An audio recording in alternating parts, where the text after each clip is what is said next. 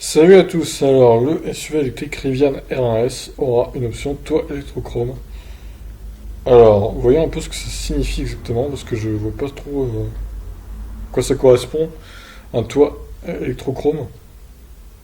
Alors, sortie de l'anonymat, il y a quelques mois, la startup Rivian continue de révéler au compte-gouttes des détails sur ses futurs véhicules. Les dernières informations en date révélées par Electrek concernent le futur R1S. Dans un tweet de réponse à un de ses potentiels futurs clients, le constructeur énonce les différentes possibilités qui seront offertes pour le toit de son SUV. Et celles-ci sont nombreuses. Outre le désormais toit classique fixe en verre, Rivian proposera une version électrochrome qui se teinte à la demande. Utilisée dans le bâtiment, cette technologie commence à intéresser le monde automobile. Continental l'expérimente et McLaren la propose en option sportive. Un toit électrochrome colle donc parfaitement avec l'image innovante et haut de gamme que le constructeur semble vouloir se forger. Autre possibilité annoncée, le toit amovible en deux parties, qui n'est pas non plus une première mais reste rare dans le monde de l'automobile. La Jeep Wrangler en propose un, tout comme un certain nombre de roadsters. Reste à savoir si les futurs propriétaires du Rivian SUV prendront le risque d'opter pour ce système, moins rapide à repositionner qu'un toit ouvrant en cas d'intempéries. Alors, ces différentes propositions témoignent surtout d'une course à la différenciation, pour attirer des clients technophiles. Ah putain, qu'est-ce que c'est que cette page qui recharge là? À la recherche de la dernière innovation, Rivian n'est en effet pas le seul constructeur à faire preuve d'imagination avec des équipements insolites.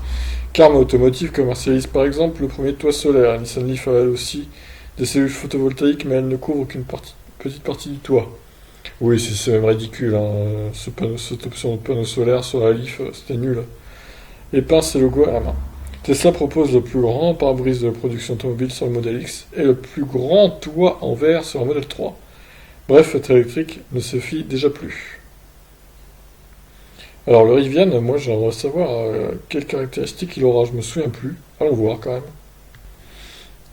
Il me semble pas que j'en avais parlé sur la chaîne, ou alors je m'en rappelle plus, mais... Alors, la fiche technique du R1S est strictement identique à celle du R1T, soit une plateforme dotée de 4 moteurs électriques de 147 kW déclinés en 3 versions. 105 kWh de batterie avec 300 kW de puissance, 386 km d'autonomie et un 0 à 96 km/h en 4 secondes 9.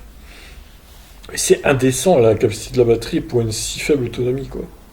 135 kWh avec 562 kW, 500 km d'autonomie, 0 à 96 en 3 secondes, 180 kWh de batterie avec puissance de 522 kW, 659 km d'autonomie et le 0 à 96 en 3 secondes 2. Donc incroyable ce Rivian là. Alors déclinaison, cette place qui sera soit en 105, soit en 135 kWh, reçoit 3 rangées de sièges, 2 à l'avant, 3 au milieu et 2 à l'arrière. L'intérieur reste très proche de celui du R1T avec une configuration minimaliste composée d'une instrumentalisation digitale de 12,3 pouces, complétée par un écran de 15,16 pouces placé à l'horizontale. Alors 5,04 m de longueur, 2,01 m de largeur et capacité de remorquage de 3500 kg.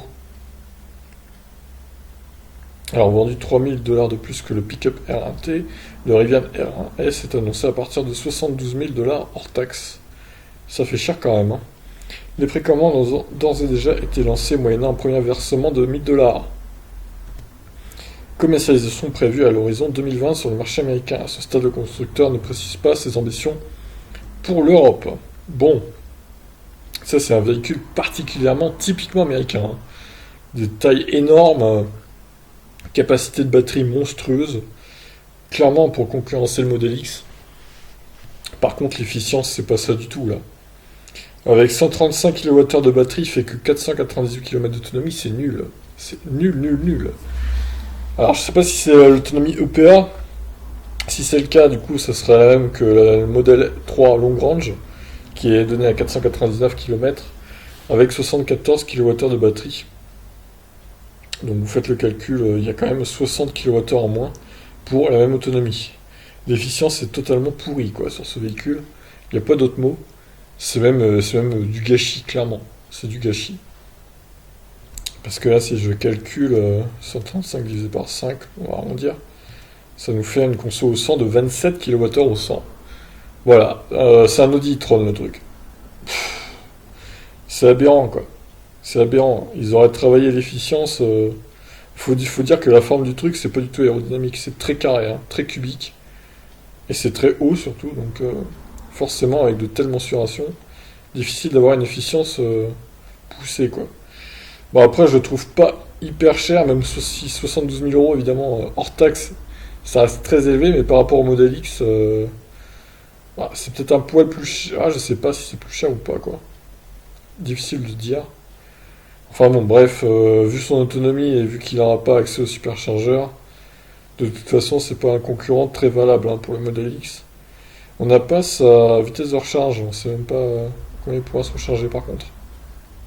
Dommage. Bon. Bah, c'est pas grave, écoutez, on essaiera d'en savoir plus dans les prochains mois. Même si évidemment pour nous ça ne nous concerne pas vraiment. Donc voilà, c'était juste pour vous informer de ce monstre électrique qui arrive en 2020. Sur ce, je vous laisse. Ciao.